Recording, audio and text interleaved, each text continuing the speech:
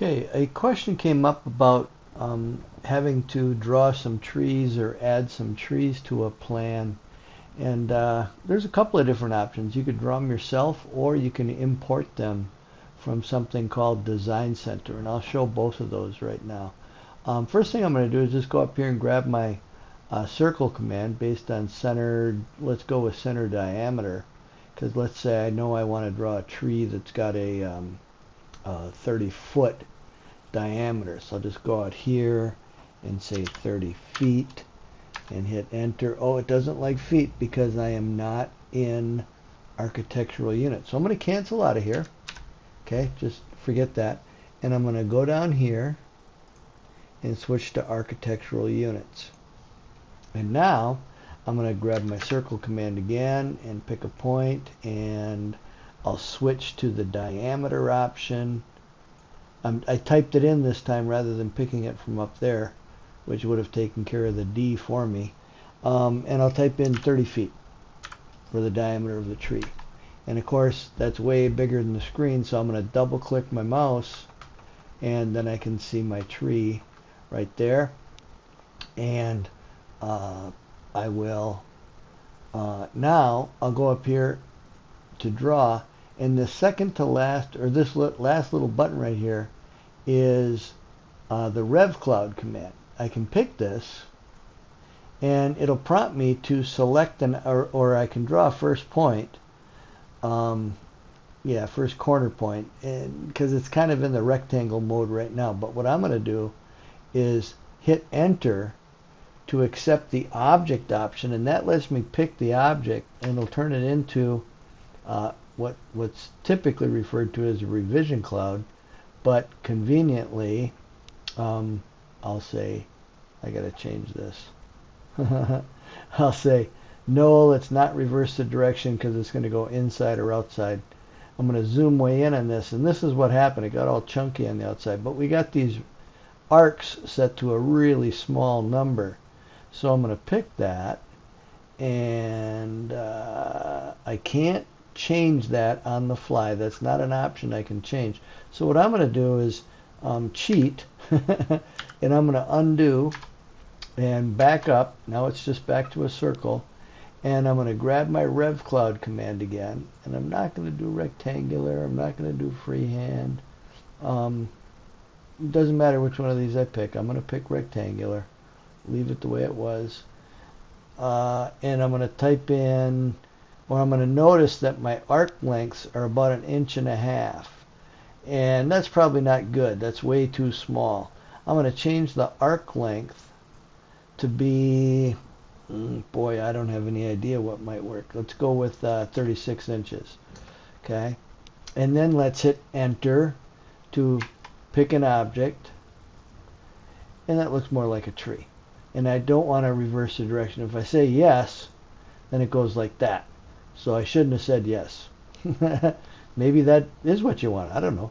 I can't. I'd have to undo it and then redo it the other way to change it. There's no option to change to flip that out the other way. But anyway, that's one way to draw a tree. Another way is to use what's called the Design Center. And if I type in ADC for Autodesk Design Center, this pops up, this little, very similar to Windows Explorer. And if I go into the English, I'm actually in the sample folder right now, and I got some options here. I don't want to do anything mechanical. I don't want to do any sheet sets. But if I hit the plus sign on the English US version, and I pick dynamic blocks, I'll pick dynamic blocks, and then I can see all these different drawings that have already been created. I'm going to slide over and bring this out, and I'm going to grab architectural imperial versus metric, and I'll just pick this. And then these are all the things that are in that drawing. This is just a drawing file that comes with AutoCAD when you install it. It's a sample file. These are all the different things that we can, for lack of a better word, steal from this drawing and bring into our drawing.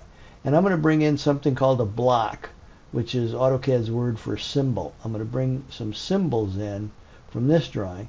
And here's all the different symbols that are in there. And one of them is this trees imperial. Notice that it says trees.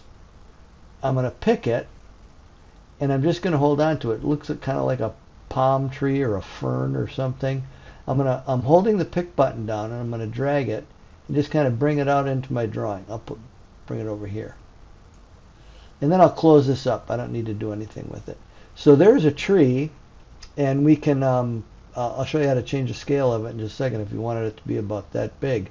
But I want you to notice that if I pick this, I get this little drop down arrow, and I can pick that and change the type of tree that I'm dealing with. You can see that it's a palm tree for right now. Let's change it to a shrub. Okay. Kind of nice. Let's pick that. I'm going to hit escape and pick this again and pick the little drop down. There we go. And we can change it to an evergreen. And I'm working with the plan. You got a side view also or an elevation view. There's an evergreen. There's like a one way to depict an evergreen, I guess. I'll pick this. Instead of picking the drop down arrow, I can pick any one of these. A different type of tree there, different type of evergreen, even another type of evergreen. All sorts of different options here. I kind of like the RevCloud version, but you can pick yours and play with it. Okay. Now, if you wanted it to be bigger, okay, like this one, we have to use the scale command. We may not have dealt with scale because one of the things that we do is draw full scale all the time, so we rarely have to use the scale command.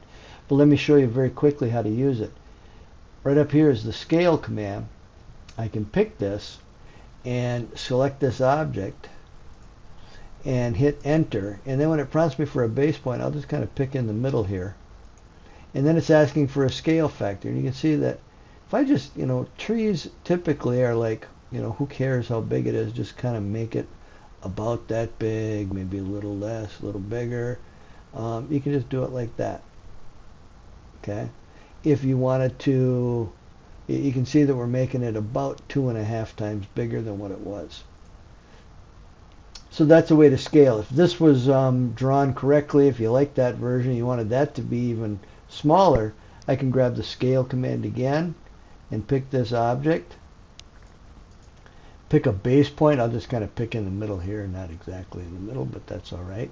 And then you can see I can scale this one too, make it a little bit smaller.